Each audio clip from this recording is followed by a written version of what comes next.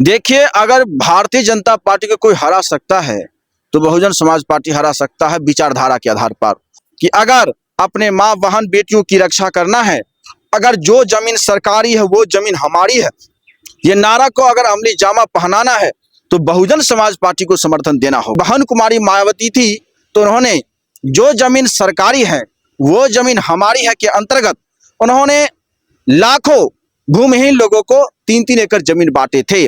लेकिन आज समाजवादियों की सरकार 35 साल से चल रहा है, लेकिन आज तक। अभी हम मौजूद है बिहार के पटना में और आज 26 जून है।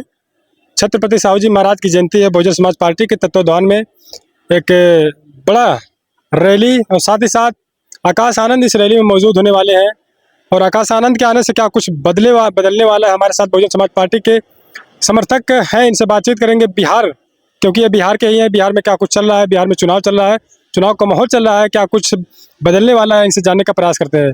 आपका नाम क्या, थोड़ा परिचय बता दीजिए। मेरा नाम ब्रजमोहन गौतम हुआ और खास करके बहुजन समाज पार्टी बिहार इस बार इतनी तेजी से गर्मजोशी से संघर्ष कर रही है कि 2025 बिहार विधानसभा चुनाव बगैर बसपा का सरकार बनने वाला नहीं है।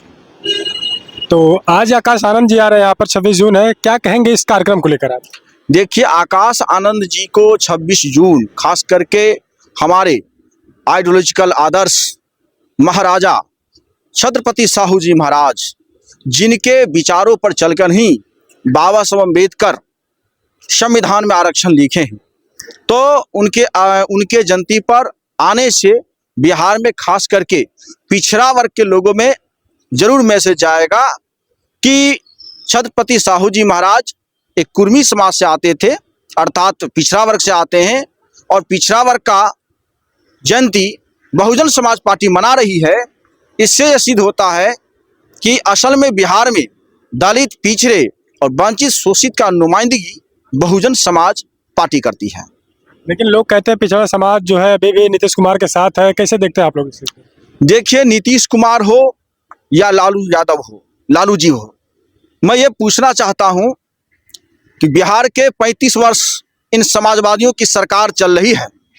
इस 35 वर्ष में जो भूमिहीन लोग हैं, जो दलित लोग हैं, अति पिछड़ा समाज के लोग हैं, जिनको रहने के लिए जमीन नहीं है, जो सरकार कहती है कि सीलिंग एक्ट के जरिए हम जमीन दे रहे हैं, लेकिन देश के आज़ादी के 78 वर्ष बीत चुके हैं, अभी भी हमारा समाज भूमिहीन बना हुआ है। लेकिन इसके उलट उत्तर प्रदेश में जब माननीय पूर्व मुख्यमंत्री बहन कुमारी मायावती थी तो उन्होंने जो जमीन सरकारी है वो जमीन हमारी है के अंतर्गत उन्होंने लाखों भूमिहीन लोगों को 3-3 एकड़ जमीन बांटे थे। लेकिन आज समाजवादियों की सरकार 35 साल से चल रहा है, लेकिन आज तक सीलिंग एक्ट के जरिए भी नहीं हुआ। तो क्या कहना चाहेंगे, आकाश आनंद आएंगे बिहार चुनाव में, कुछ इससे बदलाव होने वाला है?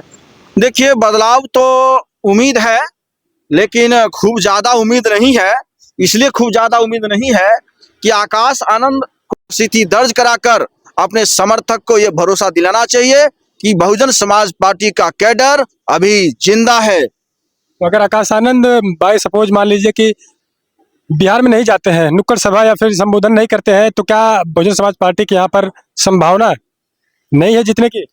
देखिए, हम ये कहना चाहते हैं कि जब कप्तान रहता है तो सैनिक का मनोबल तेज रहता है। इसलिए बिहार में कप्तान को घूमने की जरूरत है, और खास करके मानवर साहब कांसीराम के विचारों पर चलने वाले जो व्यक्ति बैठ चुके हैं, उन्हें फिर से जोश और पूर्ण बनाने के लिए कप्तान को हर जिला, हर प्रमंडल जरूर जाना चाहिए। यहाँ पर बीजेपी सरकार से गठबंधन की सरकार चल रही है, नीतीश कुमार की, क्या लगता है उनको हराना मुश्किल है या फिर आसान है आप लोगों को? देखिए, अगर भारतीय जनता पार्टी को कोई हरा सकता है तो बहुजन समाज पार्टी हरा सकता है विचारधारा के आधार पर।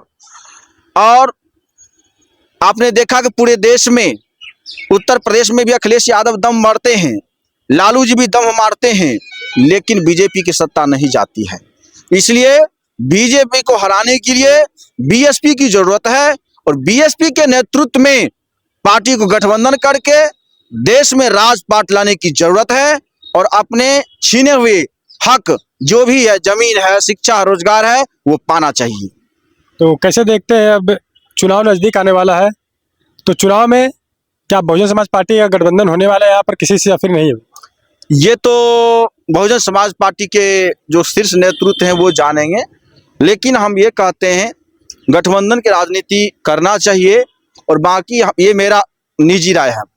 और साथ ही साथ जो खास करके बिहार में जो जुल्म जाति अत्याचार बढ़ चुका है, आए दिन दलित बहन बेटियों को घर से उठाया लिया जाता है बलात्कार करके, और यहाँ बिहार में जो पीएमसीएच है वहाँ डॉक्टर के लापरवाही से हमारी एक बहन की जो है हत्या मौत हो जाती है। ये देन है यहाँ के स्वास्थ्य मंत्री मंगल पांडे का। तो बिहार में मनवाद चरम सीमा पर है और नीतीश कुमार भाजपा की गोद में खेल रहे हैं और वह अचेता अवस्था में है, जिस कारण से कानून व्यवस्था जो जंगल राज लोग प्रचार करते थे वह अभी बिहार में जंगल राज है। तो जंगल राज का जंगल राज अभी बहुत जोर से। को क्या बिहार के लोग इस बार जंगल राज को खत्म करेंगे या फिर जंगल राज फिर से कायम रहेगा? जंगल राज को खत्म करने के लिए ही बहुजन समाज पार्टी बिहार में आंदोलन करके और अपने पार्टी के कैडराइज वोटर के द्वारा बिहार में सत्ता लाना चाहती है। जो भी बिहार के खास करके जो युवा नेतृत्व हैं, जो युवा हैं, मैं उनसे अपील करता हूं कि अगर अपने माँ बहन बेटियों की रक्षा करना है, अगर जो जमीन सरकारी है वो जमीन हमारी है, ये नारा को अगर अमली जामा पहनाना है तो बहुजन समाज पार्टी को समर्थन देना होगा। चलिए, बहुत बहुत धन्यवाद। तो देखिए, हमारे साथ बिहार के कुछ लोग थे, इनसे बातचीत किया। आज आकाश आनंद यहाँ पर अभी कुछ समय में मौजूद होने वाले हैं। तो लोगों को कहना है कि बहुजन समाज पार्टी को बिहार में लाना बहुत जरूरी होगा, क्योंकि जिस तरीके से SC ST OBC के ऊपर एट्रोसिटी का मामला सामने आ रहा है, इसको देखकर बहुजन समाज पार्टी को सत्ता में लाने के लिए तमाम लोग यहाँ पर संघर्षरत हैं। अभी कृष्ण मेमोरियल हॉल पटना का है। मिलते हैं अब आपसे अगली अपडेट में। अभी के लिए इतना ही। रविंद्र कुमार के साथ हिंदी दस्तक TV।